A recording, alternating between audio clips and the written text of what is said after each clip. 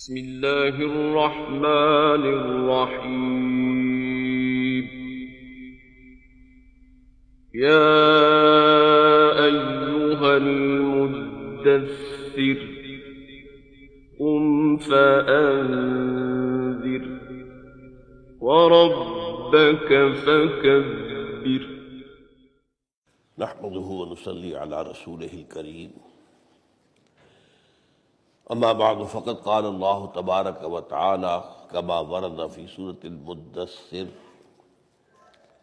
اعوذ بالله من الشيطان الرجيم بسم الله الرحمن الرحيم وما جعلنا اصحاب النار الا ملائكة وما جعلنا عدتهم الا فتنة للذين كفروا ليستيقن الذين اوتوا الكتاب ويزداد الذين آمنوا ایمانا ولا يرتاب الذين اوتوا الكتاب والمؤمنون وليقول الذين في قلوبهم مرض والكافرون ماذا اراد الله بهذا مثلا كذلك يضل الله من يشاء ويهدي من يشاء وما يعلم جنود ربك الا هو وما هي الا ذكرى للبشر کلا والقمر واللیل اذ ادبر والصبح اذا اسفر انها لإحدى الكبر نذیرا للبشر لمن شاء منكم ان يتقدم او يتأخر صدق اللہ العظیم رب اشرح لي صدری ویسر لي امری واحلل عقدۃ من لسانی یفقہوا قولی۔ آپ کے علم میں ہے کہ ہم ان دنوں نبی اکرم صلی اللہ علیہ وسلم پر جو بالکل ابتدائی وحی آئی 3-4 وحییں ان کا مطالعہ کر رہے ہیں خاص طور پر، اور یہ جو ہے 4 وحییں علیحدہ کسی صورت کی شکل میں نہیں ہیں بلکہ 4 صورتوں کے شروع میں وارد ہوئی ہیں۔ سورہ علق اس کے شروع کی 5 آیات، بعد کی آیات بعد میں شامل کر کے ایک صورت کی شکل بنائی گئی ہے، وہ حضور نے بنائی ہے، حضور کے فرمان کے مطابق ہوئی ہے۔ سورہ مزمل 10 آیات ابتدائی، بعد میں 10 آیتیں اس میں اور ایڈ ہوئی ہیں۔ سورہ نون 7 آیات، اس کے بعد جو ہے کافی طویل سورت ہے وہ، اور بالکل اس کے ہم پلہ ہے یہ سورہ مدثر، ابتدائی 7 آیات شروع میں ہے، اور اس کے بعد یہ بھی سورہ نون کی طرح اتنی ہی تقریباً طویل صورت ہے۔ ان تمام صورتوں میں شروع میں جو آیات آئی ہیں 5، 7، 10، 7، ان میں تو خصوصی ایک خطاب ہے حضور کے ساتھ صلی اللہ علیہ وسلم، بالکل یوں سمجھیے کہ 1 to 1 ایک بات ہو رہی ہے، اور وہ اس لیے اہم ہے کہ ظاہر بات ہے کہ ابھی نبوت کا ابھی ظہور ہوا ہے، ابھی آپ کی زندگی کا وہ دور شروع ہوا ہے یا ہو رہا ہے، تو اس موقع پر بڑی بنیادی باتیں آپ کو بتائی جانی ضروری تھی۔ اس میں سے خاص طور پر میرا سورہ مدثر کے بارے میں ہم نے گفتگو کی ہے، اور چونکہ اب بھی ہم ابھی وہی سورت پڑھ رہے ہیں، اس کے شروع کی 3 آیات بہت ہی اہم۔ یا ایھا المدثر قم فانذر وربک فکبر، اے لحاف میں لپٹ کر لیٹنے والے صلی اللہ علیہ وسلم کھڑے ہو جاؤ، بمانی کمر بستہ ہو جاؤ، کمر کس لو۔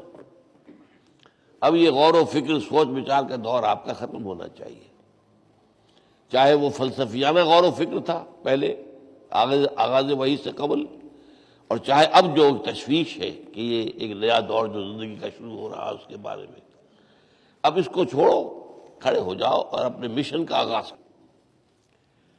اور مشن کا آغاز کیا ہے؟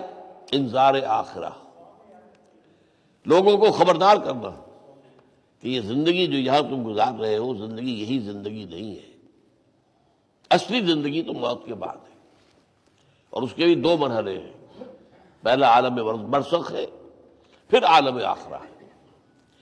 جیسے انسان منتقل ہوا اس دنیا سے تو اس کا پہلا منزل کیا ہے؟ برزخ، قبر جسے ہم کہہ دیتے ہیں، لیکن برزخ قبر تو یہ ہے نا کہ جس میں دفن کیا ہے کسی کو، عام طور پر اسی کے لیے قبر کہیں گے۔ کوئی اگر سمندر میں ڈوب کر مر گیا ہے اور مچھلیاں کھا گئی اس کے گوشت کو، بہرحال عالم برزخ ہے وہ، اور پھر قیامت کے دن سے شروع ہوگا وہ پھر عالم آخرہ ہے، اور عالم آخرہ کو کہا گیا اصل زندگی وہ ہے۔ وَإِنَّ الدَّارَ الْآخِرَةَ لَهِيَ الْحَيَوَانُ لَوْ كَانُوا يَعْلَمُونَ، اصل میں تو آخرت کا گھر جو ہے وہی زندگی ہے اصل، کاش کہ انہیں معلوم ہوتا۔ لیکن جو خبردار کرنے والی بات ہے وہ کیا ہے؟ وہ آخرت کی زندگی جو ابدی ہے، اس میں تمہارا معاملہ ہوگا تمہاری اس زندگی کے اعمال کے مطابق۔ اگر اس زندگی کے دوران حق کو پہچانا، اللہ کو پہچانا، اس کی توحید کو پہچانا، اللہ کے رسول کو پہچانا، اس کی کتاب کو پہچانا، ان کے حقوق ادا کیے، عملی تقاضے پورے کیے، راہ راست پر چلنے کی کوشش کرتے رہے، ہاں کبھی غلطی ہو گئی تو توبہ بھی کی، استغفار کیا، لیکن پھر کمر کسی اور چلے۔ اگر یہ رویہ ہے تو روح و ریحان و جنت النعیم، پھر وہ آخرت کی زندگی جو ہے وہ بہت ہی آرام کی، بہت ہی نعمتوں والی، آسائشوں والی اور بڑی نعمتوں والی ہے۔ اور اس کے برعکس ہے، دنیا میں گم ہو گئے، مادہ پرستی میں گم ہو گئے، دنیاوی آسائشوں ہی کے اندر لگے رہے، اپنی یہاں کی دولت بڑھانے ہی کے اندر لگے رہے، حلال اور حرام کا فکر کیے بغیر، اگر یہ کہا ہے معاملہ رہا ہے اور غافل رہے آخرت سے اور اللہ سے اور نبوت سے اور رسالت سے، تو پھر یہ کہ جہنم ہے، ہمیشہ ہمیشہ کے لیے جلتے رہو گے۔ یہ انذار ہے اصل میں کہ جو دعوت نبوی کا نقطہ آغاز ہے۔ میں نے آپ کو کئی دفعہ بتایا اس دوران میں کہ توحید میں بھی ابتدائی آیات کے اندر توحید کی طرف بھی اتنا زور نہیں ہے، اس لیے کہ توحید کا مسئلہ ایک خاص سطح سے آگے بڑھ کر جو ہے علمی اور فلسفیانہ مسئلہ بن جاتا ہے۔ مطلب یہ کہ وہ بھی اللہ کو تو مانتے تھے، ایک معنی میں توحید جو اہل عرب تھے اس کے منکر نہیں تھے۔ وَلَئِن سَأَلْتَهُم مَّنْ خَلَقَ السَّمَاوَاتِ وَالْأَرْضَ لَيَقُولُنَّ اللَّهُ، اے نبی اگر آپ ان سے پوچھیں گے، یہ مشرکین ہیں، ان کے بت ہیں، ان کے معبود ہیں، ان کی دیویاں ہیں، لات ہے، عزا ہے، منات ہے، حبل ہے، یہ ہے وہ ہے، لیکن اگر آپ ان سے پوچھیں گے آسمان اور زمین کس نے پیدا کیے، فوراً کہ اللہ نے کیے۔ تو اب جب اللہ کو مان لیتے ہو پیدا کرنے والا، پھر کدھر جا رہے ہو، پھر ادھر ادھر کہاں بھٹک رہے ہو؟ لیکن ہوتا کیا تھا، انہوں نے اس کے ساتھ کچھ چھوٹے اللہ، چھوٹے الہ، آلہہ، وہ جو ہے گھڑ لیے تھے۔ یہ خدا کے بیٹے ہیں، یہ خدا کی بیٹیاں ہیں، فرشتوں کو کہا خدا کی بیٹیاں ہیں۔ اب ظاہر بات ہے کہ بیٹی کی سفارش تو پھر کوئی باپ رد نہیں کرتا نا، لہذا یہ ہمیں بچا لیں گی وہاں، یہ بیٹیاں ہیں اللہ کی۔ یا یہ کہ عیسائیوں نے حضرت مسیح کو بنا لیا خدا کا بیٹا، اور یہ کہ وہ تمام جو بھی مسیح کو مان لے علیہ الصلوۃ والسلام، ان کی طرف سے ان کے تمام گناہوں کا کفارہ ہو گئے سولی پر چڑھ۔ یہ نہیں، یہ چیزیں ہیں کہ جو خام خواہ کی بعد میں ایجادات ہیں، ورنہ توحید فطرت کے اندر ہے، اور یہ بات قرآن مجید میں بار بار آئی ہے۔ ان سے پوچھیے، ان سے پوچھیے بارش کون برستا تھا؟ اللہ، مانتے ہیں اللہ برستا تھا، یہ سارے معاملہ مانتے ہیں۔ البتہ یہ کہ انہوں نے اس کے ساتھ میں چھوٹے الہ بنا لیے، لیکن اصل چیز کیا ہے؟ وہ توحید جو ہے، اگر آخرت کا یقین نہ ہو تو توحید کو بھی انسان ایک فلسفیانہ مسئلہ بنا لیتا ہے، علم کلام کا مسئلہ۔ زندہ قوت تھی زمانے میں یہ توحید کبھی، اور اب کیا ہے؟ فقط ایک مسئلہ ہے علم کلام۔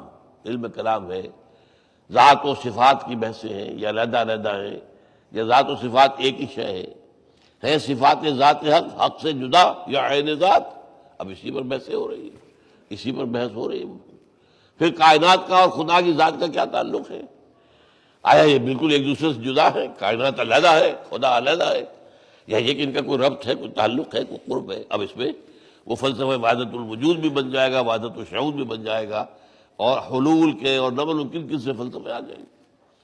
اصل شے جو انسان کے عمل کو درست کرنے والی ہے وہ ہے آخرت کا ایمان، اور وہ انڈائلیوٹڈ ایمان ہو، کہ کسی سفارش کے حوالے سے، کسی اپنے بزرگ شخصیت سے اپنے ربط و تعلق کے حوالے سے۔ ہم تو ابراہیم کی اولاد سے ہیں، ہم تو یعقوب کی نسل ہیں، ہمیں تو آنکھ چھو ہی نہیں سکتی، چھوئے گی تو گنتی کے چند دن۔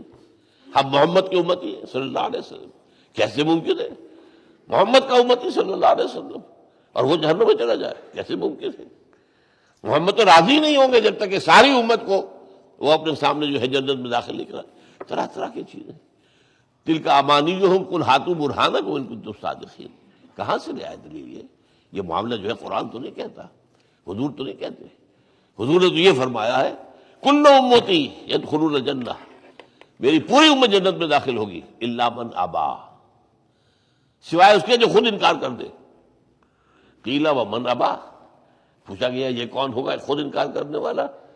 من اطاعنی دخل الجنہ ومن عصانی فقد ابا، جو میری اطاعت کرے گا گویا کہ وہ تو جنت میں داخل ہو جائے گا، جو میری نافرمانی کرے گا وہ گویا کہ جنت میں داخلے سے خود انکاری ہے۔ حضور نے تو اس طریقے سے بات سمجھائی ہے۔ ہاں یہ ضرور ہے معاملہ کہ ایمان حقیقی دلی ایمان والا، یقین والا ایمان اگر کچھ ہے قلب کے اندر لیکن کمزور ہے، اس کمزوری کی وجہ سے وآخرون خلطوا عملا صالحا وآخر سیئا، اعمال میں ایسا بھی ہے، اچھے نیک اعمال بھی ہیں، برے اعمال بھی ہیں، غلطیاں بھی ہیں، گناہ بھی ہیں، کیونکہ ایمان اتنا مضبوط نہیں ہے کہ وہ پورا کنٹرول کر لے۔ تو ایسے لوگوں کے اعمال کا وزن ہوگا قیامت کے دن۔ وہ ایمان ہو تب ہوگا، ایمان ہے ہی نہیں تو سوال ہی پیدا نہیں ہوتا، پھر وزن کا کوئی سوال نہیں، پھر تو سیدھے جہنم میں جانا ہے۔ لیکن ایمان ہے لیکن اتنا کمزور ہے کہ وہ عمل کو پورے طور پر کنٹرول نہیں کر سکا، تب یہ نیکی اور بدی کے اعمال کا موازنہ ہوگا۔ اگر نیکی غالب ہے تو ٹھیک ہے، چلے جائیں گے سیدھے جنت میں، اگر بدی غالب ہے تو جانا پڑے گا جہنم میں، اور وہ وہاں سے سزا اپنے گناہوں کے مقدر پا کر پھر نکال لی جائے گی۔ اس چیز کو بڑھا کر چڑھا کر وہ پھر انسان نے یہاں سے پہنچا دیا کہ پھر آخرت کا خوف ہی دلوں سے نکل گیا۔ ہم تو بخشے بخشائے لوگ ہیں، سیغفر لنا، ہمیں بخش دیا جائے گا، ہم بخشے بخشائے لوگ ہیں۔ نحن ابناء اللہ واحباؤہ، ہم تو اللہ کے بیٹوں کے مانند ہیں، بڑے چہیتے ہیں، لاڈلے ہیں۔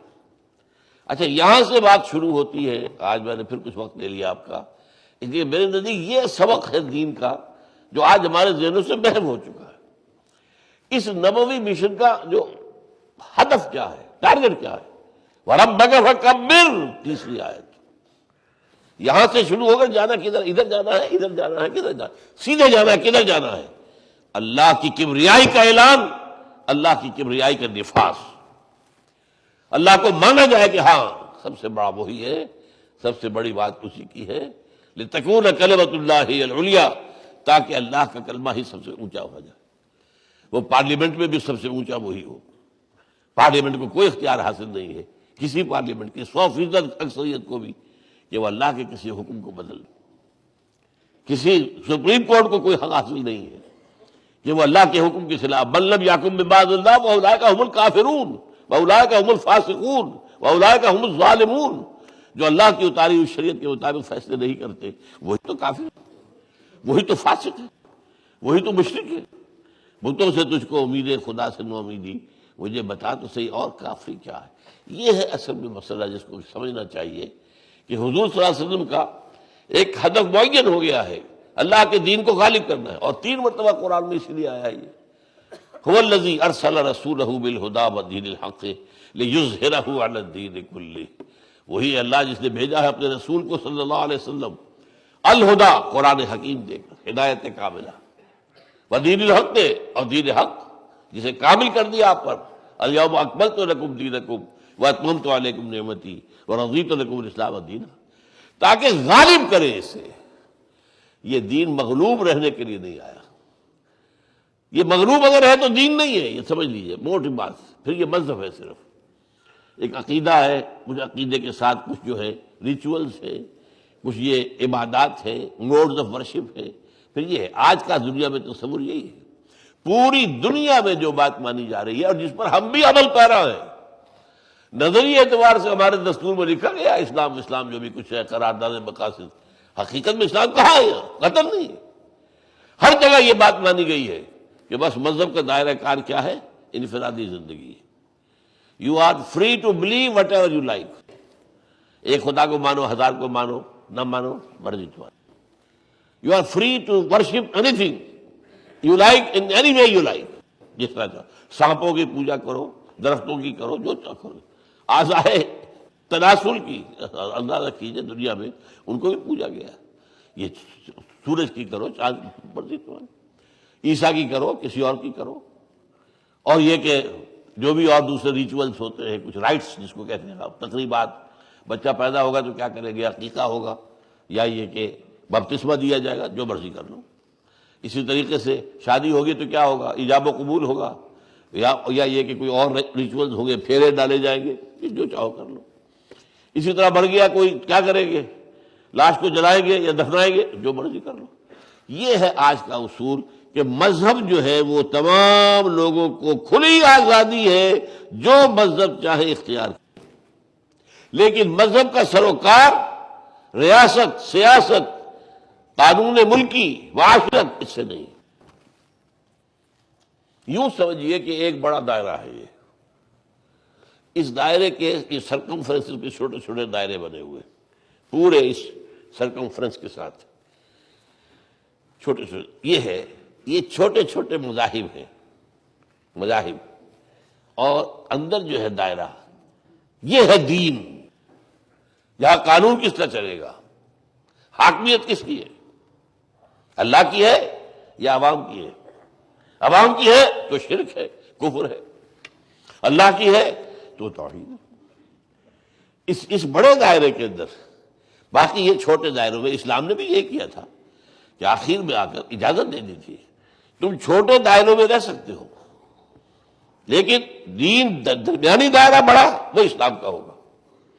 چنانچہ آپ کو معلوم ہے یہ سورہ توبہ کے اندر جب آیات آئی اہل کتاب کے بارے میں خاص طور پر کہ قاتلوہم، ان سے آپ مسلمانوں اب جنگ جاری رکھو یہاں تک کہ وہ اس پر تیار ہو جائے، حتیٰ یؤتوا الجزیۃ عن ید وہم صاغرون، چھوٹے بن کر رہے اور جزیہ ادا کریں اپنے ہاتھ سے۔ بڑا دین اللہ کا ہوگا۔ اس کی کیا شکل تھی؟ جہاں صحابہ کرام کا لشکر جاتا تھا کیا کرتے تھے؟ پہلے کہا جناب آپ، پہلی بات ہماری یہ کہ آپ ایمان لے آئے، مسلمان ہو جائیں۔ اگر آپ ایسا کریں گے آپ ہمارے برابر کے ہوں گے۔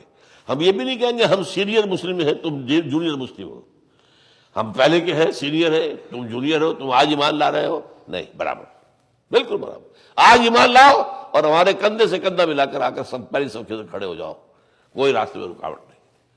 اچھا اگر یہ نہیں منظور تو دیکھو تم کو چھوٹے دائرے میں جو چاہو اپنا مذہب رکھ لو، بڑے دائرے میں اللہ کا قانون چلے گا، اسے مانو، اس کی اطاعت کو تم تسلیم کرو اور ہاتھ سے جزیہ دو، ٹیکس دو، تو تمہاری حفاظت کی ذمہ داری اور پروٹیکشن اسلامی ریاست کے لیے۔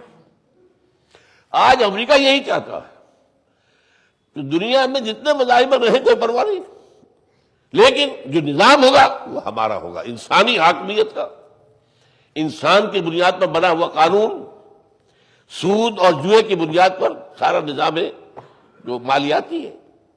اور یہ شرم برم حیا وغیرہ اور یہ اور عصمت اور عفت، دفع کرو ان چیزوں کو، یہ کہاں ہے؟ ایک عورت کی مرضی ہے، جس طرح چاہے وہ اپنی نفس کی خواہش پوری کر لے۔ اور جیسے کوئی مزدور جو ہے وہ اگر اپنے مسلز استعمال کر رہا ہے، کسی چلا رہا ہے اور مزدوری لیتا ہے، ایک عورت جو ہے وہ بھی اپنے جسم کے ایک حصے کو استعمال کرتی ہے، پیسے لیتی ہے، کیا ہے ان میں؟ Call them sex workers. آج یہ باقاعدہ United Nations Organization General Assembly کے تحت طے ہو چکا ہے، don't call them prostitutes, you have to call them sex workers. یہ بھی ورکر ہیں بھائی، جیسے اور کام کرنے والے ہیں، محنت مشقت کرنے والے ہیں، یہ بھی مشقت۔ یہ سب چھوڑ دو اور یہ خاندان کا ادارہ دفع کرو اسے، عورت اور مرد بالکل برابر، طلاق میں دونوں کا برابر کا اختیار، وراثت میں دونوں کا برابر کا اختیار، اور یہ ہومو سیکسولیٹی بھی کوئی غلط شے نہیں ہے، کوئی اب نارمل انکلینیشن نہیں ہے، نارمل انکلینیشن۔ یہ سارا اب یونائٹڈ نیشنز کے تحت ہو رہا ہے۔ جب بیجنگ +5 کانفرنس ہوئی تھی 2002 میں، اس 2002 کا جو بھی نقشہ ہے پورا، میں نے یہاں پہ تقریریں کی ہوئی ہے پہلے اس موضوع پر، آج تو ویسے حوالہ آ گیا ہے، میں نے بتایا تھا یہ فیصلے ہوئے، اور اس کا نام پتہ کیا، کس قدر خوبصورت نام ہے، social engineering, the social engineering program of United Nations General Assembly. بارہ یہ ہے، تو اس مرکز کے اندر اللہ کی حاکمیت کو قائم کر دینا، یہ ہے حضور کی مقصد بعثت کا جو ہدف، جانا جہاں ہے۔ دو ہی باتیں میں نے آپ سے کہا تھا، سٹارٹ کہاں سے لینا ہے؟ اگر آپ نے سٹارٹ ہی لے لیا معمولی تھا، چھوٹا سا، اور اس کے اندر کوئی فمگیریت نہیں ہے، تو ظاہر بات ہے پھر وہی رہے گا معاملہ آخر تک۔ خشت اول چون نہد بیمار کچ، تاثریت بھی روا دیوار کچ۔ سٹارٹ صحیح ہو، ڈائریکشن صحیح ہو، جانا کہاں ہے۔ اب یہ کہ میں اپنی زندگی میں نہ پہنچ پاؤں کوئی بات نہیں، میرا یہ کام مجھ سے اگلی نسل سے بالے لے کر چلے، کیونکہ حضور کی زندگی میں تو یہ کام ہو گیا ایک نسل میں، 23 برس میں. اس کی تو دنیا میں کوئی مثال ہے ہی نہیں، کوئی مثال نہیں. دنیا میں کیا ہوگی؟ یہ تو انبیاء کے ہاں نہیں ہے. کسی نبی کے ہاتھوں اس طرح ایسے جو بادشاہی عیسائیت یہودیوں کی قائم ہو گئی تھی، وہ اچانک ایک لڑائی ہوئی ہے. لڑائی کے اندر حضرت داؤد جو ہے وہ تو فوج میں تھے بھی نہیں، he was not a warrior. وہ تو تھے ہی صرف ایک وہ بھیڑ بکریاں چرانے والے چرواہے، اور ان کے پاس ہتھیار کیا تھا؟ نہ تلوار، نہ نیزہ، نہ کوئی ڈھال. وہ صرف گوپیاں، وہ گوپیے کے ذریعے سے اس میں پتھر رکھ کر مارتے تھے. اور وہ جو اگر کوئی شیر آ گیا ہے اور ان کے گلے کے حملہ ور، اس کا جبڑے کے اوپر جا کر وہ رکھتا تھا اور بھاگتا تھا وہاں سے. وہ آئے ہیں، انہوں نے دیکھا جالوت کھڑا ہوا، للکارا میرے مقابلے میں کوئی ہے تو. یہ جالوت اور تالوت کی جنگ ہے نا، سورہ بقرہ کے اندر ذکر ہے. اب یہاں حال کیا ہے؟ اللہ نے حضرت طالوت کو مقرر کیا تھا یہودیوں کے کہنے پر کہ ہمارا آپ سے پھر سالار بادشاہ کو بنا دیں تاکہ ہم جنگ کر سکیں. اور وہ بڑے قداور تھے، طالوت اسی لیے ان کا نام ہے، اس لیے کہ بڑے قداور انسان تھے. جسم اور علم دونوں میں اللہ نے بڑا ان کو جو ہے حصہ دیا تھا. کچھ یہودیوں نے اعتراض بھی کیا تھا کہ یہ تو مال دولت تو اس کے پاس ہے نہیں، اسے کیسے ہم پر بادشاہ بنا دیا؟ تو فرمایا اللہ نے کہ اللہ زیادہ خوب مستوں من الجسم علم والجسم، جسم اور علم کے اندر. لیکن وہ طالوت میں نہیں نکل رہے، حد ہو گئی. جالوت جب کہہ رہا ہے کہ ہاں مقابلے میں کوئی ہے اگر جو میرے ساتھ مقابلہ کر سکے، للکار رہا ہے، طالوت میں نہیں نکلے. اس حالت میں پہنچ گیا اچانک. یہ تو فوج میں تھے ہی نہیں، چھوکرا یوں سمجھ لیجیے، ٹین ایجرز، اس ایج کے آدمی تھے. انہوں نے دیکھا کہ یہ اب ان کے ہاں جو ہے سب سے بڑی گالی جو تھی ان کے ہاں نامختون، جن کی ختنہ نہیں ہوتی، اس لیے کہ ختنہ حضرت ابراہیم کی سنت ہے اور یہ چلی آ رہی تھی بنی اسرائیل کے اندر. باقی یہ جو اقوام تھی نامختون، ان کافروں کو یہ نامختون جو ہے یہ للکار رہا ہے اور کوئی ہم میں سے آگے نہیں نکل رہا. اس نامختون کو میں جہنم رسید کروں گا. وہ آگے بڑھا، وہ ہنسا، یہ کون آ گیا مجھ سے لڑنے کے لیے؟ انہوں نے وہ اپنے گوپی کے اندر پتھر رکھ کر بس. اب یہ مہارت کوئی ایسی تھی کہ اسے چکر دے کر ایسا پھینکا ہے کہ اس کے جو پہنا ہوئے تھے اس نے زرہ بختر، اس میں جو آنکھ کا جو سوراخ تھا جس میں سے آنکھ دیکھتی تھی، سیدھا اس میں چل گیا اور بھیجے کے اندر چلا گیا، مر گیا. وہ فتح حاصل ہو گئی اور ان کو بادشاہ کے بعد میں بنا دیا گیا. لیکن کوئی اسٹرگل، محنت ہو، کوئی کوشش ہو، کوئی جد و جہد ہو، کوئی جماعت بنائی جائے، کوئی اس طریقے سے ان مراحل سے گزر کر تمام انبیاء کرام کی تاریخ میں کوئی بھی اسلامی ریاست قائم نہیں ہوئی سوائے محمد عربی صلی اللہ علیہ وسلم. اور یہی آپ کا اصل کمال ہے. ہمارے ہاں تو لوگ کریں گے سیرت، آج کل تو چونکہ معلوم ہے اب ربیع الاول کا مہینہ ہے، تقریریں ہوں گی. اب وہ کہیں آپ کی آنکھوں کی کا حسن ہے، کہیں آپ کی زلفوں کی کا حسن ہے، کہیں کملی کا حسن ہے، کہیں کسی اور چیز کا حسن ہے. یا اللہ، یہ چیزیں لے کر آئے تھے محمد صلی اللہ علیہ وسلم. ان کا اصل کمال دنیا نے مانا. یہ جو دی 100 کے اندر لکھتا ہے اس کا مصنف، آپ نے سنا ہوگا، یہ کتاب بہت مشہور کتاب ہے، دی 100، یعنی a selection and gradation of the 100 top most influential personalities of the human history. تاریخ انسانی کوئی 5-6 ہزار برس ہی ہے نا جس کی تاریخ ہمیں معلوم ہے، اس سے پہلے تو پری ہسٹوری کی رہا ہے. یہ 5-6 ہزار سال کے دوران میں جن لوگوں نے بھی تاریخ کے دھارے کے رخ کو موڑا ہے، اسی کا نام ریولیوشن ہے، بدلنا، تبدیل کرنا، انقلاب لانا. جس رخ پر جا رہا ہے کوئی معافیا، اس کو اسٹیٹس کو کہتے ہیں، اسٹیٹس کو وہی نظام چلتا جائے چلتا جائے چلتا جائے. ایک ہوتا ہے نہیں، غلط ہے یہ نظام، بدلو اس کو، اس کا نام ہے ریولیوشن، بدلنا. تو وہ کہتا ہے کہ تاریخ کے دھاروں کو بدلنے والی 100 شخصیتوں کا اس نے سلیکشن کر دیا. پہلے یہ 100 آدمی ہے. پھر گریڈیشن، ان میں سب سے زیادہ کس نے بدلا، پھر نمبر 2 پہ کون، پھر نمبر 3 پہ کون، اور حضور کو لایا نمبر 1 پر. ہے عیسائی، ابھی تک عیسائی ہے، زندہ بھی ہے. لیکن اس نے کہا ہے کہ مجھے یقیناً مجھ سے لوگ پوچھیں گے کہ میں عیسائی ہوں اور میں نے محمد کو رکھا number 1 per. This is because, یہ جملہ تو یاد کر دیجیے، this is because he is the only person supremely successful in both the religious and secular fields. یہ زندگی کے جو دو دائرے ہم نے بنا دیے ریلیجس اور سیکولر، دونوں میں وہ انتہائی کامیاب ہے. باقی جتنے بڑے آدمی مجھے نظر آئے وہ ادھر کامیاب ہے تو ادھر زیرو ہے، ادھر کامیاب ہے تو ادھر زیرو ہے.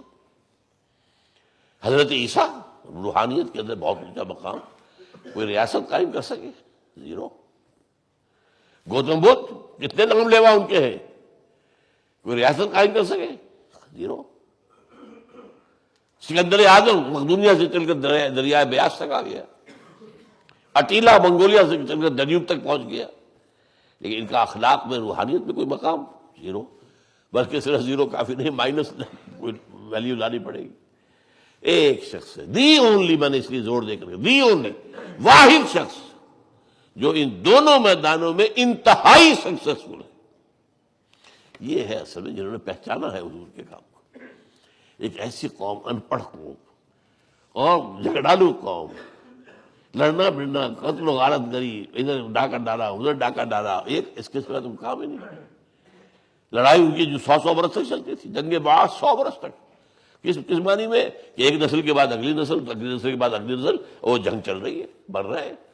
آپ کے یہاں ہوتا ہے بعض جگہوں پر جو کچھ ہنڈے لوگ ہوتے ہیں یا بڑے چودھری ہوتے ہیں، اور وہ چودھری پن اور ہنڈا پن جہاں جمع ہو جائے تو پھر ہوتا ہے کہ نہیں وہاں پر. ابھی اس گروپ کے اتنے آدمی مارے گئے، اس کے بعد اس کے گروپ کے اتنے مارے، بہت ہو رہا تھا، بہت ہو رہا تھا. ابھی پچھلے دنوں کسی کے 47 موتیں ہو چکی ہیں ان کے خاندان میں. لیکن یہ کہ اس قوم کو کہاں سے کہاں پہنچایا، کہاں سے کہاں. بدترین شرک ان کے اندر تھا، کوئی اخلاقی ویلیوز نہیں تھی، کہاں سے کہاں پہنچایا. انفرادی اعتبار سے بھی، اجتماعی اعتبار سب سے بڑی بات. اور آج کے دنیا کی یہ بات سمجھ لیجئے، اصل ضرورت انفرادی ہدایت نہیں ہے، اجتماعی ہدایت. انفرادی اعتبار سے کیا کسی کو اختلاف ہے کہ سچ نہیں بولنا چاہیے؟ کیا کسی کو اختلاف ہے کہ جھوٹ بولنا برا ہے؟ Tell me. اصل بات کیا ہوتی ہے؟ سچ کیوں بولوں؟ سچ بولنے میں تو نقصان ہو رہا ہے. سچ تبھی بولے گا جب اسے اللہ پر اور آخرت پر یقین ہوگا، نقصان برداشت کرے گا اور سچ بولے گا. جھوٹ کیوں نہ بولوں؟ جھوٹ بول کر میرا یہ اتنے لاکھ روپے بچتے ہیں، میرا اتنا ٹیکس بچ جاتا ہے، میرا فلاں ہو جاتا ہے، رشوت کیوں نہ دوں؟ تو جو موٹیویشن ہے، باقی بنیادی اخلاقیات تو انسان کے اپنے اندر موجود ہیں. قرآن مجید نے اصطلاح ہی اس کی بنائی ہے معروف اور منکر. معروف نیکی انسان کی جانی پہچانی چیز، ہر انسان جانتا ہے. کوئی آپ نے لسٹ دیکھی قرآن میں، یہ نیکیوں کی لسٹ ہے اور یہ بدیوں کی لسٹ ہے کہ نہیں؟ آپ تو یہ کہتے ہیں کہ اگر تمہیں کوئی کام کر کے خوشی ہو، کوئی اچھا کام کر کے خوشی ہو اور برا کام کر کے تمہیں افسوس ہو کہ میں نے کیوں کیا، تو تم مومن ہو. یہ اخلاقی حص اگر تمہارے اندر ہے فانت مومن. اذا سرت کا حسنتوں کا وساعت کا سیئتوں کا فانت مومن. اگر کوئی نیکی کا کام کر کے خوشی ہو، انشراح ہو، یا اللہ تو نے توفیق دی، اور اگر کوئی بدی ہوئی، اللہ معاف فرما دے، مجھ سے خطا ہو گئی. اور یہ بھی فرمایا کہ الاسم ما حق فی صدرک وکرہت ان یطلع علیہ. گناہ وہی ہے جس سے تیرے دل میں خلجان ہو جائے، تیری روح بے چین ہو جاتی ہے. یہ روح انسانی برائی کو پسند نہیں کر سکتی. یہ روح انسانی اللہ کا بہت قریب قرب اس کو حاصل ہے. یہ برائی کو کیسے پسند کرے گی؟ اندر سے بے چینی ہو جاتی ہے. جسے آپ کہتے ہیں مائی کانشنس از بائٹنگ می، میرا ضمیر مجھے خلش اندر سے کاٹ رہا ہے کہ نہیں؟ تو یہ بات جو ہے. اور جب تم یہ سمجھو کہ اس کو لوگوں کو معلوم نہ کہیں ہو جائے. اب دیکھیے اس دوسرے ٹکڑے میں یہ گویا کہ انسان کے اجتماعی شعور کے اوپر بھی اعتماد ہے. اجتماعی شعور بھی یہی ہوگا کہ حق یہ ہے اور باقی یہ ہے، لیکن حق پر چلے کیوں اور باطل سے بچے کیوں؟ یہ ہے اصل شے، موٹیویشن. لیس البر ان تولوا وجوہکم قبل المشرق والمغرب ولکن البر من آمن باللہ والیوم الآخر والملائکۃ والکتاب والنبیین. نیکی جو ہے وہ ان ایمانیات کے بغیر ہو ہی نہیں سکتی. بہرحال اس اعتبار سے یہ جو ہے 3 آیات اور سیرت کا یہ اب مہینہ چل رہا ہے تو اس میں پھر ایک مرتبہ میں نے بات آپ کے سامنے تازہ کر دی ہے. یہ 3 آیات اس اعتبار سے بہت اہم ہے. What is the starting point of the mission of Muhammad صلی اللہ علیہ وسلم، انذار آخرہ. اینڈ واٹس دی ہدف، گول، نصب العین، اللہ کے دین کا غلبہ، اللہ کی کبریائی کا نفاذ، تاکہ اللہ کی بات سب سے اونچی ہو جائے۔ یہ حدیث میں آیا ہے لِتَكُونَ كَلِمَةُ اللَّهِ الْعُلْيَا۔ بہرحال یہ تو میں نے آج دہرا دیا ہے۔ اب جو ہم پچھلی مرتبہ جہاں تک پہنچے تھے تو وہ جیسا کہ میں نے عرض کیا کئی مرتبہ کہ ان صورتوں میں حضور کے جو مخالفین تھے بڑے بڑے، ان میں سے ایک ایک کے کردار کا نقشہ پیش کیا گیا ہے۔ سورہ علق میں ابو جہل کا ہے، اس میں جو ہے سورہ مدثر میں یہ ولید بن مغیرہ کا ہے۔ اس کے دل میں بات آ چکی تھی، بات اس نے سمجھ لی تھی، سمجھدار آدمی تھا، ذہین آدمی تھا، حضور کی دعوت کو سمجھ گیا تھا، لیکن پھر یہ کہ اپنی چودراہٹ، یہ سب میرے خلاف ہو جائیں گے، میری حیثیت ختم ہو جائے گی، لہذا اس کی وہ بیڑیاں پڑی رہ گئی، اور وہ پھر اس نے جیسا ڈرامہ رچایا، انہ فکر فقدر فقتل کیف قدر ثم قتل کیف قدر ثم نظر ثم عبس وبصر ثم ادبر واستكبر فقال ان هذا الا سحر يؤثر ان هذا الا قول البشر۔ کہا ہاں یہ تو جادو معلوم ہوتا ہے، جو محمد جو کچھ پیش کر رہے ہیں یہ پیچھے زمانے سے چلا آ رہا ہے، جادو ہے، اس کی تاثیر ہے۔ ظاہر بات ہے جادو کی تاثیر ہوتی ہے، تو مانتے ہیں نا۔ وہ تو جب حضور نکلتے تھے تبلیغ کے لیے تو ابو لہب جو ہے پیچھے پیچھے جاتا تھا، اپنے کانوں میں اس نے روئی ٹھوسی ہوتی تھی، لوگوں سے کہہ رہے تھے بس وہی محمد کی بات نہ سننا، تمہارا دین خراب ہو جائے گا، تمہیں اپنے باپ دادا کے دین سے برگشتہ مت سنو اس کی بات۔ انہیں معلوم تھا، یہی بات میں نے آپ کو بتائی تھی کہ عتبہ ابن ربیعہ نے، وہ اس سے سینئر آدمی تھا چودھریوں میں سے قریش کے، اس نے جب کہا جا کر حضور سے بات کی کہ بتائیے اگر کوئی بدروح تم پر مسلط ہو گئی ہے، کوئی جن آ گیا ہے تو مجھے بتا دو، میرے جو ہے عاملوں کے ساتھ تعلقات ہیں، میں کسی کو بلا کے تمہارا علاج کرا دوں گا۔ حضور نے فرمایا چچا پہلے میری بات سن لو۔ ہاں سناؤ۔ آپ نے قرآن مجید پڑھنا شروع کیا۔ اب وہ لوگ بیٹھے انتظار کر رہے ہیں کہ ابھی آئے گا عتبہ ابن ربیعہ، وہاں دیکھ رہے ہو تو عتبہ کا رنگ تو بدل رہا ہے چہرے کا، جیسے جیسے وہ قرآن مجید سن رہا ہے حضور کے چہرے کا رنگ ہی بدل رہا ہے، کوئی اور چینج پرسن۔ پھر اس نے آ کر جو بات کہی، دیکھو میں نے بہت سے شاعروں سے میری دوستیاں ہیں، اب میں شعر کو خوب پہچانتا ہوں، محمد جو پیش کر رہے ہیں شعر نہیں ہے، اور کاہنوں سے بھی میرے تعلقات ہیں، اور بہت سے کاہن میرے دوست ہیں، یہ کلام کاہنوں والا، اس کلام کی بڑی مٹھاس ہے۔ بہرحال وہ بھی محروم رہا، ایمان لایا نہیں، لیکن اس نے جو ہے ڈرامہ رچایا اور اس کو جادو کہا، اس نے جادو نہیں کہا۔ تو حوالے سے اب اس میں آیا ہے کہ اس پر جو پھر سخت اللہ تعالیٰ کی طرف سے آیا، سَأُصْلِيهِ سَقَرَ وَمَا أَدْرَاكَ مَا سَقَرَ لَا تُبْقِي وَلَا تَذَرُ لَوَّاحَةٌ لِّلْبَشَرِ عَلَيْهَا 19 یہاں تک ہم پہنچے تھے پچھلی مرتبہ۔ یہ جہنم کے اوپر 15 داروغے ہیں، 19 داروغے ہیں، 19۔ یہ ذرا مشکل مقامات میں سے قرآن مجید کے کہ اس سے مراد کیا ہے، اور یہ کہ یہ تعداد بھی بڑی تھوڑی سی معلوم ہوتی ہے، اور اس پر مذاق بھی اڑایا وہاں کے لوگوں نے کہ بس 19، بھئی ہم تو 10 کو سنبھال لیں گے، اور ایک نے کہا پہلوان نے 17 سے تو میں نہیں بٹ لوں گا، باقی 2 کا تم بندوبست کر لینا، بس یہ 19 فرشتے 19 ہیں۔ تو یہ اس پر کچھ میں گوئی بھی ہوئی کہ یہاں یہ کہنے کی کیا ضرورت تھی۔ اب یہ اس سے جو ہے مذاق اڑانے کا موقع مل گیا لوگوں کو۔ اس کے بارے میں تفاصیر کے اندر پھر اس میں کافی لمبی باتیں ہیں جو آراء ہیں بہت سی۔ اس میں جو شاہ ولی اللہ دہلوی رحمۃ اللہ علیہ کے جو سب سے بڑے بیٹے ہیں شاہ عبد العزیز رحمۃ اللہ علیہ، ان کی بات بہت مناسب معلوم ہوتی ہے۔ جہنم میں انہوں نے گنتی کر کے بتائے ہیں کہ 19 قسم کے عذاب ہیں، وہ قرآن سے حدیث سے انہوں نے گرے، اور ہر نوع کے عذاب پر ایک فرشتہ جو ہے معمور ہے، لیکن یہ فرشتہ جو ہے یہ سردار، فرشتوں کے سردار، فوج نیچے اور ہے، یہ ان کے داروغہ اوپر جو ہے۔ اور اس میں پھر بڑی اچھی بحث کی ہے، یہ فرشتوں کے علم اور انسانی علم، اس کے مابین بھی فرق ہے۔ فرشتوں کا علم جو ہر فرشتے کو صرف اس کے اپنے شعبے سے متعلق علم دیا گیا ہے، اس کا علم وسیع نہیں ہے۔ اگر کوئی ہواؤں کے چلانے پر معمور ہے تو اس کا حکم دیا گیا، اس کا علم دیا گیا. کوئی کسی اور شے پر ہے، بارش پر ہے، اس کا حکم، اس کا علم، اس کے قواعد، اس کے ضوابط دیے گئے ہر ایک کے اوپر جو ہے. اسی طریقے سے جہنم کے جو 19 عذاب ہیں ان کے لیے 19 سرہنگ ہیں، ان کے بڑے سردار ہیں. باقی یہ کہ نیچے اور فرشتوں کی جو ہے فوج ہے. میرا اپنا گمان یہ ہے واللہ عالم کہ یہ ہنسا کہیں آیا ہے تورات میں. اب میں نے چونکہ تورات کا بالاستیعاب مطالعہ نہیں کیا ہے، میں نے کئی دفعہ کوشش بھی کی، میرا دل لگا نہیں. تورات انجیل پڑھنے میں تو مجھے دلچسپی ہوتی ہے، گاسپلز جو ہیں، خاص طور پر متی کی انجیل. لیکن تورات میں یہ کچھ اس طرح کی تاریخ لمبی سی باتیں ہیں کہ وہ دل لگتا نہیں ہے، سچی بات یہ ہے. لیکن میرا گمان یہ ہے کہ کہیں یہ ہنسا وہاں آیا ہے. اس لیے قرآن یہ کہہ رہا ہے کہ ہم نے اس کا ذکر اس لیے کیا تاکہ اہل کتاب کو اس پر یقین حاصل ہو جائے کہ ان کی چیز کی گویا کہ تصدیق کر رہا قرآن مجید. لیکن یہ کہ اب تک بھی ہمارے جو ہیں محققین انہیں وہ جگہ ملی نہیں ہے.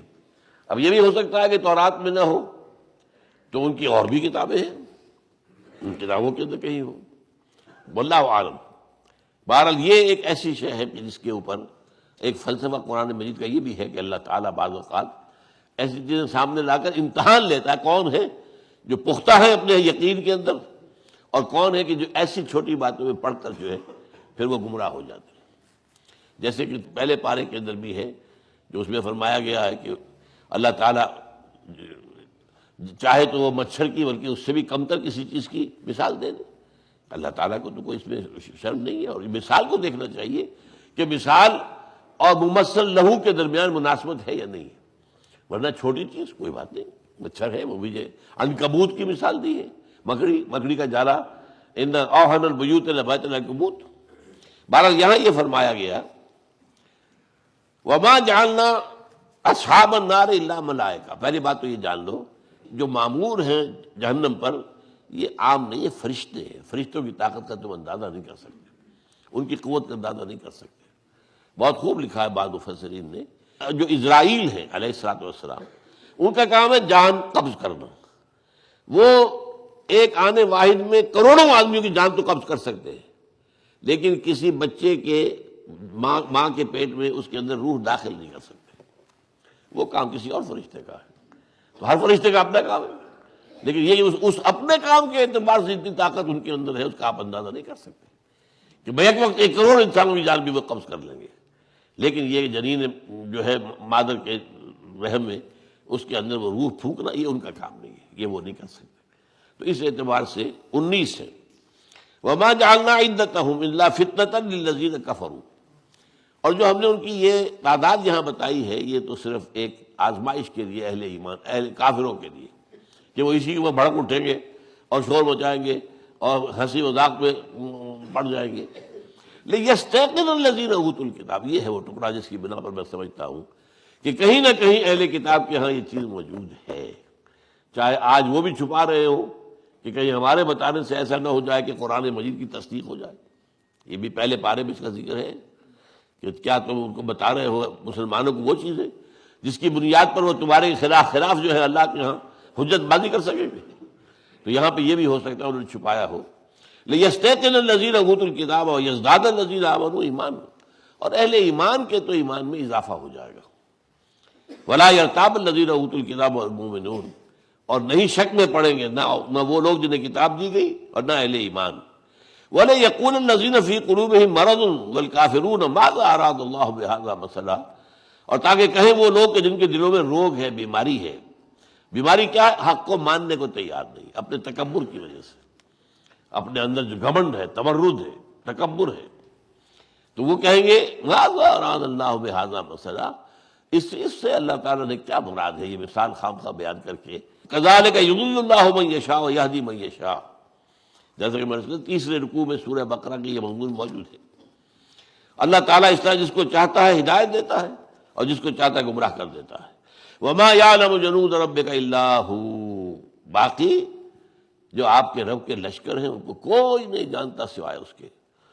کتنی تعداد ملائکہ کی ہے. وما يعلم جنود ربك الا هو وما هي الا ذکریٰ للبشر.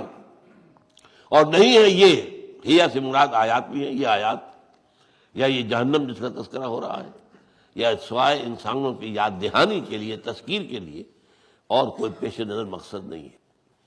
یہاں میں آپ کو بتا دوں کہ چند سال پہلے، بلکہ ذرا زیادہ عرصہ ہو گیا، میرا خیال ہے 15-20 سال پرانی بات ہے، ایک ڈاکٹر ارشاد خلیفہ نے 19 کے عدد سے ہی بہت بڑی بات شروع کی تھی، میتھمیٹیکل پروف کہ قرآن مجید کے حق ہونے کا جو ریاضیاتی ثبوت اس 19 سے لیا تھا۔ اس نے کافی بڑے پیمانے پر تو بات ثابت بھی کر دی تھی کہ یہ جو صورتیں ہیں قرآن مجید کی جن میں کہ شروع میں حروف مقطعات آتے ہیں، تو حروف مقطعات فرض کیجیے قاف، سورہ قاف جو ہے، قاف، اب اس پوری صورت میں یہ حرف قاف جو آئے گا وہ ملٹیپل آف 19 ہوگا، 19 بائی ملٹیپلائی بائی 2 اور ملٹیپلائی بائی 3، اور یہ بات صحیح ہے 57 ہے۔ اور میں خود حیران ہوا تھا اس وقت دیکھ کر کہ وہاں پر ایک ہی جگہ قرآن مجید میں قوم لوط کی بجائے اخوان لوط کہا گیا ہے، باقی ہر جگہ قوم لوط قوم لوط قوم لوط، وہاں اخوان، وہاں اگر کہہ دیتے قوم تو 58 ہو جاتے، تو وہ 57 کا ملٹیپل جو 19 کا ملٹیپل نہ رہتا۔ تو یہ کوئی جزوی حقیقتیں ہوتی نہیں، میتھمیٹیکل جو ہے۔ ایک اور صاحب ابھی میرے پاس آئے تھے، وہ بھی آج کل انگلینڈ کے اندر بڑی ریسرچ کر رہے ہیں کچھ انہی چیزوں کے اوپر، اعداد وغیرہ کے حوالے سے۔ خیر میں نے تو ان کے سامنے اپنی دلچسپی کا اظہار نہیں کیا کہ قرآن مجید کو ان چیزوں کی ضرورت نہیں ہے۔ قرآن کا جو اصل جو دلیل ہے اس کی صداقت، حقانیت، وہ تو یہ آپ کے قلب کو اپیل کرتا ہے اور آپ کے ذہن کو اپیل کرتا ہے، آپ کے لیے ہدایت کے راستے کھولتا ہے، آپ کو صحیح نظام کی طرف آپ کی جو ہے وہ رہنمائی کرتا ہے۔ یہ ہے اصل شے، یہ ہدایت بن کر آیا۔ یہ چیزیں جو ہیں، اب اگر یہی کوئی معجزہ ہوتا تو حضور اسی طرف توجہ دلاتے نہیں، لیکن یہ کیا اس نے پھر۔ لیکن اس کے بعد کیا ہوا، وہ قانون اس نے اپنا بنا لیا اتنا پختہ کہ سورہ توبہ کی 2 آیتیں اس کے حساب میں فٹ نہیں آ رہی تھیں۔ انہوں نے کہا یہ آیتیں قرآن کی ہے ہی نہیں، یہ بعد میں شامل کی گئی۔ گویا کہ آپ نے ایک بنا لیا قاعدہ، اور اس قاعدے کو اب آپ جو ہے زیادہ اہمیت دے رہے ہیں بنسبت خود قرآن کے۔ اس کے بعد وہ بدبخت شخص جو ہے اس نے نبوت کا دعویٰ بھی کیا اور پھر اس کو قتل بھی کر دیا گیا ہیوسٹن میں، امریکہ میں، ڈاکٹر ارشاد خلیفہ۔ تو یہ چیزیں جو ہے ہوتی ہیں بس اوقات، لیکن کچھ پارشل ٹروتھ ضرور اس کے اندر تھا، جیسا کہ میں نے بتایا۔ میں نے خاص طور پر سورہ قاف میں جب دیکھا کہ قرآن مجید میں قوم لوط کا ذکر جتنی مرتبہ آیا، قوم لوط قوم لوط قوم لوط، لیکن یہاں اخوان لوط، حالانکہ وہ اخوان تھے بھی نہیں۔ حضرت لوط علیہ السلام تو حضرت ابراہیم کے بھتیجے تھے، وہ تو آئے تھے عراق سے۔ یہ جو 2 شہر تھے جن کی طرف بھیجے گئے تھے اس قوم سے تو نہیں تھے، وہ حضرت لوط علیہ السلام اس قوم کے فرد نہیں تھے۔ ان کو تو بھیجا ہے حضرت ابراہیم نے کہ تم وہاں جاؤ اور وہاں جا کر جو ہے دین کی دعوت و تبلیغ کرو۔ تو اس حوالے سے لیکن یہاں پر جو ہے ہم نے دیکھا کہ وہ قوم کی بجائے اخوان کا لفظ آئے۔ تو اس سے یہ ہے کہ وہاں بات مجھے محسوس ہوا کہ ہے کچھ ہو سکتا ہے، partial truths can be there. ایسے ہی نظم قرآن کے سلسلے میں بھی مولانا امیر حسن اصلاحی صاحب نے بعض چیزیں جو ہے وہ بعض چیزیں بہت عمدہ ان کی طرف سے مجھے ملی ہے، میں نے استفادہ کیا ہے۔ مثلا یہ کہ قرآن مجید کی صورتیں اکثر و بیشتر جوڑوں کی شکل میں، یہ صحیح ہے، اکثر و بیشتر، سب نہیں۔ بعض جگہوں پر میں دیکھتا ہوں کہ وہ بہت کھینچ تان کر کے کوشش کر رہے ہیں جوڑا بنانے کی، اور وہ کسی حوالے سے بنتا ہی نہیں۔ لیکن یہ کہ اکثر کا معاملہ ہے۔ سورہ بقرہ، سورہ آل عمران، الزہراوین، حضور نے خود ان کو ایک نام دیا ہے، 2 روشن اور تابناک صورتیں، الزہراوین، غمامتان، یہ کہا ہے۔ یہ بقرہ اور آل عمران جو ہے قیامت کے دن میدان حشر میں 2 بدلیوں کی صورت میں ظاہر ہوں گی، اور جو ان سے محبت کرنے والے تھے ان پر سایہ کریں گی، غمامتان۔ تو اس طرح اب ہے آخر میں کیا ہے، معوذتین، اب جوڑا ہے نا، ہے ایک ہی مضمون ہے، قل اعوذ برب الفلق قل اعوذ برب الناس، یا ایھا المدثر یا ایھا المزمل، جوڑا ہے بہترین۔ ایک میں حضور کو جو رات کی مشقت دی جا رہی ہے، قیام اللیل، کھڑے رہا کرو 2/3 رات یا تہائی رات یا آدھی رات، اور دوسرے میں یہ کہ میدان میں نکلو اور اپنی دعوت کا آغاز کرو، اور ہدف اس کا تیر کی طرح، یہ نہ ہو کہ وہ تیر نیم کش جس کا نہ ہو کوئی ہدف نہیں۔ دعوت ہوگی، تبلیغ ہوگی، تعلیم ہوگی، تزکیہ نفس ہوگا، سب کرنا ہوگا، لیکن ان سب کا اصل فائنل آبجیکٹو کیا ہوگا، اللہ کے دین کو غالب کرنا۔ اس کے لیے ایک جماعت بنانا، حزب اللہ، وہ جماعت جس کے پھر اوصاف قرآن میں دیے گئے، سورہ مجادلہ میں دیے گئے، سورہ مائدہ میں دیے گئے، حزب اللہ بناؤ، وہ جو بیعت کی بنیاد پر بنی ہے۔ ان الذین یبایعونک انما یبایعون اللہ، اے نبی جو آپ سے بیعت کر رہے ہیں وہ اللہ سے بیعت کر رہے ہیں، ید اللہ فوق ایدیہم، اللہ کا ہاتھ ان کے ہاتھوں کے اوپر ہے۔ یہ سارے مرحلے جو ہے گزرے ہیں 12 برس مکے میں، کائے کے لیے؟ ایک جماعت بنائی ہے مضبوط، سم و طاعت کے خوگر، جو حکم ملا کرنے کو تیار۔ حکم یہ ہے کہ چاہے تمہارے بدن کے ٹکڑے کر دیے جائیں، تم نے ہاتھ نہیں اٹھانا۔ No raising of hands even in self defence, نہیں۔ یہ رہا 12 برس قانون یہ تھا۔ یہ تو مدینے میں آ کر آیا ہے، قاتلوا فی سبیل اللہ الذین یقاتلونکم، اب جو تم سے جنگ کرو جو جنگ کرو، اب عید کا جواب پتھر سے دو، لیکن نہیں، اس سے پہلے نہیں، مکے میں نہیں۔ چنانچہ اب آپ کو معلوم ہے کئی صحابہ کو ذبح کر دیا گیا، ختم کر دیا گیا، اور کم سے کم 40-50 صحابہ تو موجود تھے مکے میں اس وقت، لیکن حضور کی طرف سے اجازت نہیں تھی، ورنہ یہ کہ جس طریقے سے حضرت سمیہ رضی اللہ تعالی عنہ اور حضرت یاسر رضی اللہ تعالی عنہ کو اس نے ہلاک کیا ہے، شہید کیا ہے، تو مسلمانوں کو اجازت ہوتی تو اس کی ٹکا موٹی کر کے رکھ دیتے، لیکن نہیں۔ اب یہ ہے وہ پروسیس آف ریولوشن، میتھڈالوجی، وہ میں نے پچھلے جمعے آپ کو بتایا تھا کہ یہ ابتدا کیا ہے؟ انذار آخرت، مطلوب کیا ہے؟ دین کا غلبہ، طریقہ کار کیا ہے؟ سیرت النبی، نبی سیرت سے آپ کو تلاش کرنا ہوگا، کیسے کیا انہوں نے اتنا بڑا مارکا اتنے سر کیا ہے، آپ کو دشمنوں کی نگاہوں کے اندر بھی تاریخ انسانی کی عظیم ترین شخصیت کی حیثیت سے منوا دیا ہے۔ اس کا پروسیس کیا تھا؟ اس پروسیس کے اوپر جو ہے لقد کان لکم فی رسول اللہ اسوۃ حسنہ، اسوہ حسنہ کے مطابق جو ہے اس مثال کے مطابق چلنا ہوگا۔ اللہ تعالی ہم سب کو اس کی توفیق عطا فرمائے۔ اقول قولی ھذا واستغفر اللہ لی ولکم ولسائر المسلمین والمسلمات۔